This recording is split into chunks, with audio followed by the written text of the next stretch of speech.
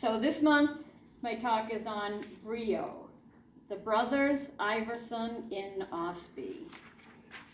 The cradle of Swedish wooden toy industry is situated in southern Sweden, where Brio, one of the country's best-known toy companies, was born and continues to thrive. It has become a global company producing toys for the whole world to discover. Wooden toys were not the original focus of the business and were not held in high esteem in the 19th century when Brio began, and wood was cheap and has always been available in abundance in Sweden. And this material has been one of the key elements of Brio merchandise to the present day. The name Brio is an acronym for Bröderna, or brothers, and that's the BR, I for Iverson, and O for Osby. The company has long been associated with the communities of Bolt, Schultzberg, and Osby, and continues to maintain a presence in the Granddaughter region of southern Sweden, where it started in the 1880s. This stony, heavily forested region is difficult to farm, and as early as the 17th century, its people made a living from handicrafts, gaining a reputation for their woodworking skills.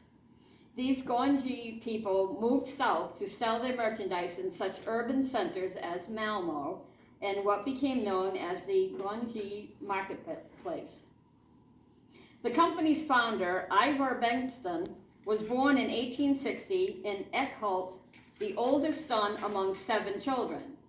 His father died before Ivar's 11th birthday, and to help support the family, he went to work for a traveling farmer who supplemented his income by peddling wares. In March 1878, at the age of 17, Bengtsson was given the chance to travel to Denmark to sell wicker baskets. Olaf Persson offered to split the profit from the sale of 2,000 baskets if Bengtsson, who had saved 77 kroner, paid the trip expenses up front. Traveling on foot, they reached Denmark 2 months later. They earned 100 kroner each from the venture. Bengtsson then repeated the journey the same summer, but this time with his younger brother Alfred. From this small start, Bengtsson became a wholesale dealer and one of the best-known basket sellers in Sweden. He made quality control a top priority, rejecting work from suppliers if the wood was discolored or if there were other imperfections. If he did not approve of the shape or quality of the handles, he bought baskets without handles and developed his own, saying it is the grip that sells the basket.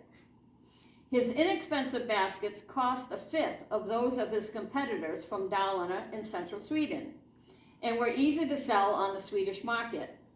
In 1884, sales totaled 20,000 kroner, and Bengtsson printed and circulated his first price list. Brio considers 1884 as its first official year of business. In 1902, Bengtsson moved to Osby, and back in 1884, Bengtsson had married Sisa Pursdottir, and their children, 3 sons and a daughter, joined the family business. In 1908, the 2 oldest sons, Victor and Anton, planned to emigrate to the United States, and to keep them in Sweden, Bengtsson and his wife decided to transfer the business to their 3 sons. He stayed on to manage the warehouse, expecting to retire after 3 years, but that kept getting postponed. And disagreements with his sons several times prompted him to quit, but he always returned, unable to abandon the company he had created. In 1886, a woodworker named Thomas Johansson settled in Osby and began creating little horses made out of wood. He is acknowledged as the creator of the Osby horse. And this is the Osby horse.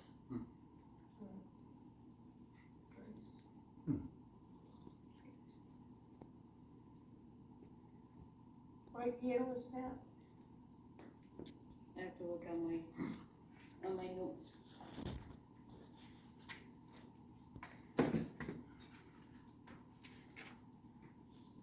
$1886. Oh, thank you. Its production became a family business.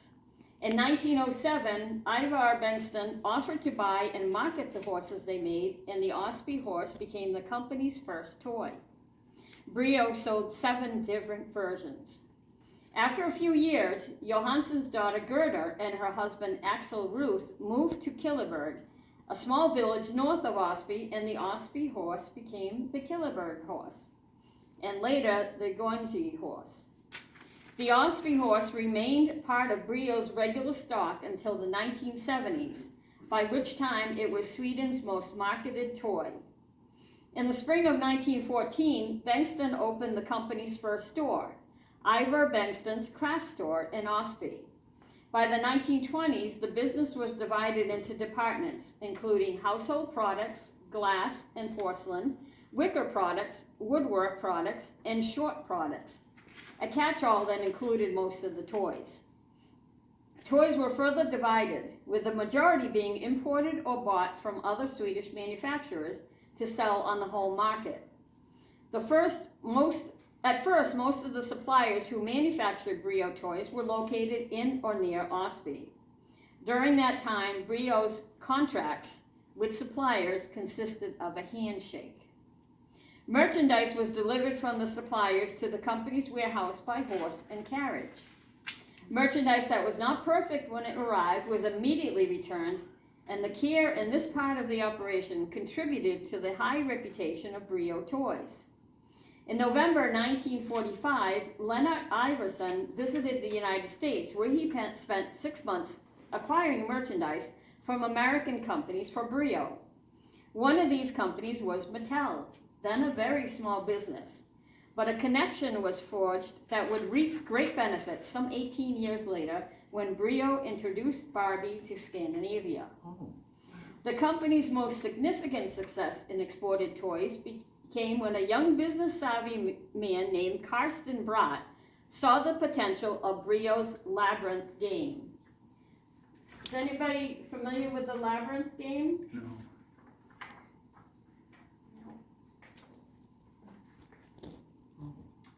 Oh, yes. This is it.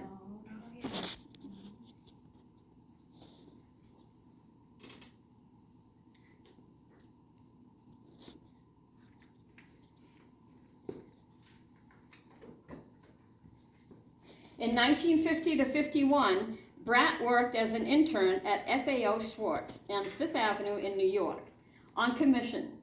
From the brothers Iverson, he persuaded the department store Abercrombie and Fitch to buy Labyrinth for its toy department, and eventually the game became sought after all over the United States.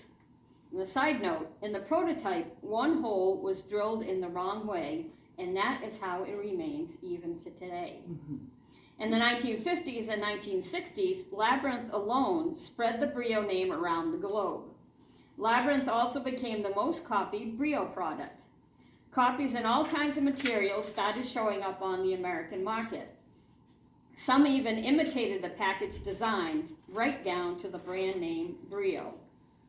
One of Inger Iverson's trips to the United States, she discovered the popularity of small American-made wooden trains.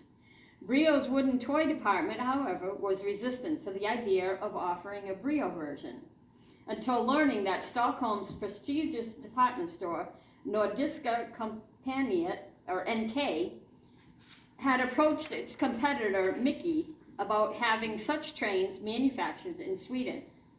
Mickey's contract with NK required that it supply only to them for a few years, meaning that the rest of the Swedish market was open to sales of Brio-made trains and track. The Brio's train success was partly due to the innovative magnetic connections between the cars. It was based on the talika, a nail with a rounded head that had been used as a decorating detail on wicker baskets. Although patented, today it is copied on the toy trains of many suppliers. Unlike competitors' trains, Brio's small engines and cars have the same talikas on their wheels. Brio as a trademark first appeared in 1930 on 2 red-painted wooden toy trucks, as well as on other merchandise such as light bulbs and toothbrushes. The trademark at this time was quite simple and consisted of hand-painted characters. Beginning in 1934, locally produced toys were provided with a sticker in red, black, and gold with Brio in capital letters, sometimes above the word Kvaletsvara, or quality product. In 1949, the logo was redesigned to include a black cat and the motto, "Toy from Brio, durable as 10" in Swedish, alluding to the toy's long life, longer than a cat's legendary 9 lives. Brio's magazine advertisements featured cartoons with a little boy and girl named Bossy and Britta, and the Brio cat along with various toys.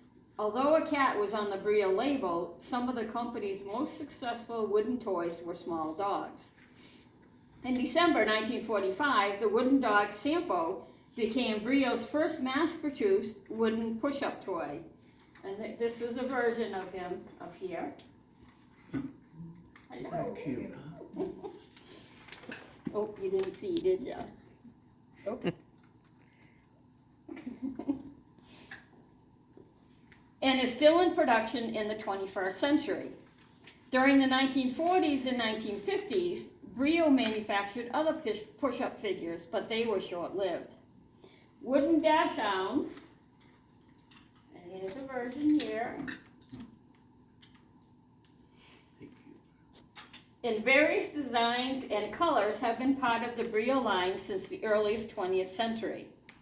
Despite being used on the company logo, cats as wooden toys did not last as long as dogs among Brio's products. One kitty from 1978 had a red egg-shaped body and small balls for the head, legs, and ears.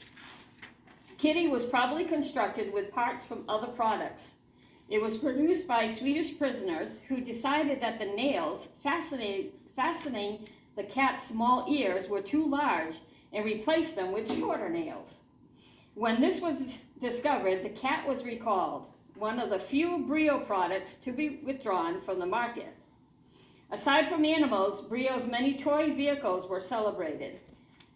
Brio toys embrace realism, and historical shifts in automotive and industrial design can be identified in Brio products. This held true for the garages, gasoline pumps, buses, and trolleys that started appearing in the collection in the first half of the 20th century. The gasoline shortage in World War II forced drivers to find alternative fuel for their cars, and gasifiers that converted wood and coal were developed. Brio designed a toy version of these gas carts that hooked onto the back of the car. Among Brio's iconic toy series is the stacking toy, a pedagogical toy intended for young children who learned, among other things, to handle and arrange the pieces in sequential order. The first stacking toy appeared in 1954, known as Mexi. The figure wore a sombrero hat and was made up of 9 rings. He was accompanied by his elegant and magnificent wife, Miranda. Tori Ostwald's wife, Annalisa, painted the faces of these figures. Another example of the stacking clown appeared in 1958 and became closely associated with the Brio name, although its shape has changed in accordance with safety regulations. In 1954, Brio contracted with Walt Disney to manufacture familiar Disney characters in Sweden. Similar licensing agreements were signed in the 1960s with Hanna-Barbera Productions for Fred Flintstone and Barney Rubble Images. In the late 1990s, Brio introduced Thomas the Tank Engine. In 1946, Brio had bought merchandise from the fledgling American company Mattel. During the Christmas season of 1963, Mattel's fashion doll Barbie was introduced by Brio at NK in Stockholm. This was the first time Barbie was sold outside of the United States, and it was a tremendous success. The brothers Iverson's profit increased about 30% in 1 year. The Barbie sales also contributed to the startup of Brio companies in Norway and Denmark in 1964. In 1970, Brio bought the Finnish wholesale toy dealer Martinex, which became the subsidiary Brio Scanditoy Finland. And I also brought this. It's not a Brio, but it could be, it's made in Finland. It could be from the Finnish. But it doesn't say Brio on it anyway, but I thought it was cute. In 1978, Brio opened a branch in the United States, and in 1985 in Canada. In 1995, Brio was established in France, and in 1998 in Poland. In 1984, Brio celebrated its centennial. More than 200 guests from 14 countries attended the festivities. Among them was Princess Christina and Mrs. Magnuson, who inaugurated the company's museum, Brio Lekoseum, and Lek means clay in Swedish. Tori Ostall and Eric Nordell, who worked in the wooden toy department, started Brio's historic toy collections, making certain to preserve a copy of each Brio toy that was introduced. The museum and company archives are housed in the original office building and customs house of the brothers Iverson, near the railroad tracks in Osby. After more than a century of production in Sweden, Brio gradually moved its production and much of its distribution to China. On May 30th, 2006, manufacturing in Sweden halted completely.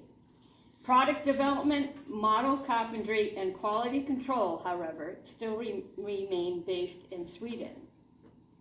And